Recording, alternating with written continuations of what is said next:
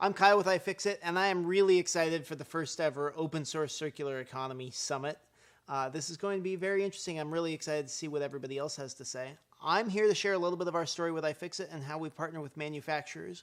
I think that open source is essential to building a circular economy, so let's get into it. A little bit about iFixit. We are the world's research and development department for the repair community. We figure out how to fix things, we figure out how to get inside them, and we publish what we know.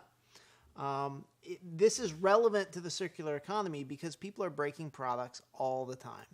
26% of iPhones are busted within the first 12 months. If you look at the metrics of how many smartphones are being sold, in 2014, you have over 1.6 billion cell phones sold globally. If you extrapolate that out to the number of phones that will need repair, if you think about how frequently your friends are breaking screens, we need a solution for this. And unfortunately, the electronics manufacturers, and actually most manufacturers, are taking a closed source approach to this. So they're saying, we have a repair depot, mail it into us, we can handle it.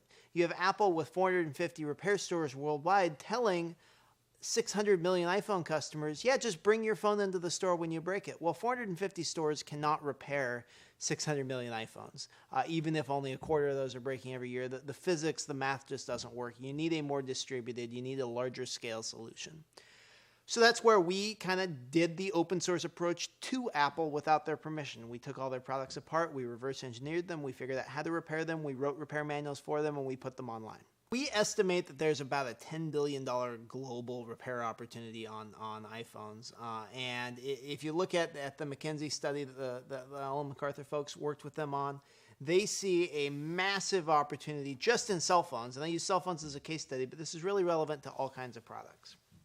You say, okay, cell phones, that's interesting, but what about other kinds of products? Let me give you an example of how the circular economy and the open source world have worked together for us. So I had a lawyer friend give me this espresso machine. I have never done an espresso machine repair before. I don't even know how espresso machines are supposed to work. I'm a dumb American. So I got this thing, I plugged it in, it didn't really work. So I just took it apart and I posted pictures online. And this is kind of the process. I said, look, this is what I found taking this thing apart. I don't know how to fix it. This is just how I got inside. And then very quickly, we had people coming in after the fact and saying, hey, that disassembly guide was great. Let me write an actual repair guide. And so someone posted this and said, hey, if you have if you've got a bad temperature sensor, this is a procedure for improving it. And since then, we have seen over 100,000 people use this manual, where when I started showing how to take it apart, it wasn't really a repair manual. It was just a little bit of how to get inside this thing, and it turned into a manual over time. That's been really, really exciting, and that's allowed people to build on top of it.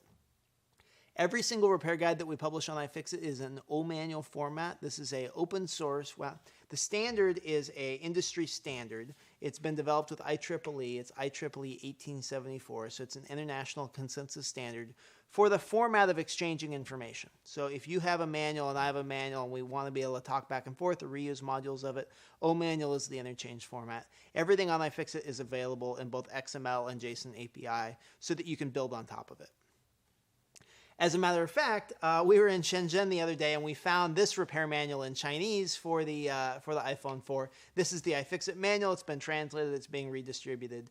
We're really excited to see that because we see that it's a way that we can help support local retail and support local repair. So you're saying, okay, this is great. Every open source model needs to have some kind of sustainable business model. So our business model is that we sell repair parts and tools. We give away the bits and we sell the atoms, and that has worked very, very well for us. And we think that it's worked well for the manufacturers that we work on, the manufacturers where we're showing people how to repair their products, because savvy customers that want to support a circular economy, customers that want to minimize their environmental footprint, are looking to buy longer lasting products, and we help expose the products that last the longest. One of the ways that we help expose that is we rate how easy or hard it is to repair various things. So we have a smartphone repairability index that lists all the phones that we've taken apart by how hard or easy they are to take apart. The Fairphone, which has been developed out of the Netherlands, scored very high. Google's Nexus 5 also scored really, really high. One of the phones that scored very low is the HTC One, and I thought I would take a bit of a couple minutes to show you why this phone scored so low, because I think it's a case study and an example of how not to design for the circular economy.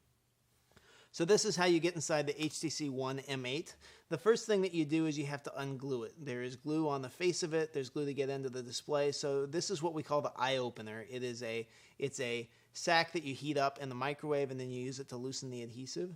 And then you pry up the front. And then once you've got the front kind of pried up, and hopefully you didn't break it, you've got a couple of screws to get inside, all kinds of tabs and heat that you have to apply to get the back off. And then this is working our way through the inside of this phone. Once you get the board off, you have tight tolerances to get all the way through. You can see all kinds of goop and adhesive coming out as we go through this. And then once you get the display assembly sort of out, you still have to use additional heat to separate the digitizer from the rest of the midframe. And that's the entire disassembled HTC One. Now, HTC has said, oh, don't worry about it, iFixit. We have a secret repair tool for fixing the HTC One, so it's okay that there's no information available. Well, I call bollocks on that. If there is no tool that is publicly available where local repair shops have access to this tool, this is not a circular economy. We're back in the linear economy. There may be a few people at one central repair depot that have access to this secret tool, but we haven't figured it out, and the rest of the repair community hasn't figured it out. So if you're manufacturing products and putting it out there without sharing information on how to get in and repair these things, you are short-circuiting the circular economy, and you're short-circuiting the future. You're designing for obsolescence. And I think that maybe there is a magical way to open the HTC One. Maybe there isn't. We don't know because the tool isn't available. And even if it is repairable with this special tool, it doesn't matter. It's not relevant because the tool isn't out and open and available in the marketplace. So that's why the HTC, this particular HTC One M8, got a 2 out of 10. We are very interested in working with manufacturers. We think that designing repairable, long-lasting products is a great way to build brand loyalty. You can engage with your customers by building a community around these manuals, and we've seen this with manufacturers like Patagonia. Patagonia approached us and said, we want to build a community around fixing our products. We want to make our products last as long as possible. So we worked with them, and we did it. Patagonia repairs over 20,000 garments a year, but they said, look, that's not good enough. We want to be able to enable our consumers to do repairs themselves. So they asked us to write repair manuals for their products, and we happily did it. We worked with the product designers. We got the information available, out, open, online, and editable. So anyone that sees Patagonia's manual maybe has a better idea, can edit, improve, and redistribute it. And they've seen it reduce warranty costs because it shifts repair away from their service depots and onto their consumers. Consumers get the option to repair things themselves. They don't have to. Patagonia gets the benefit of reducing the load on their very, very busy repair depots. And it's helped them build a very quality reputation, and they differentiate themselves on their environmental credentials. So that's worked really, really well, and we're building a community around these repair services, which is pretty exciting. This is an example. This is one of our repair guides. The cool thing about Patagonia open sourcing all of these sewing repair tutorials is that this is helpful for other products, right? Patagonia's clothes aren't that different from other types of clothes. And so now we have the start of what could be a very compelling open source community around clothing repair. So I would like to issue an open challenge to product designers out there. Please integrate reuse and design for repair into designs. Please make consumables, particularly batteries, user replaceable. Empower your consumers. Share information. The more sharing that we have, the more that we empower consumers, the more circularity we're going to see, and the more consumer responsibility we're going to see, because you bring consumers into the loop. Please avoid glues. Use screws, not glues. And please make service manuals and recycling information available open source in a standardized format like OManual or XML, so the rest of us can build on top of it.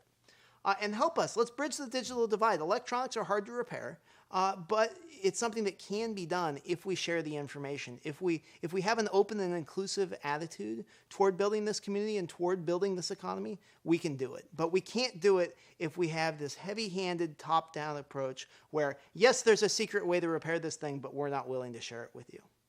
Thank you very much.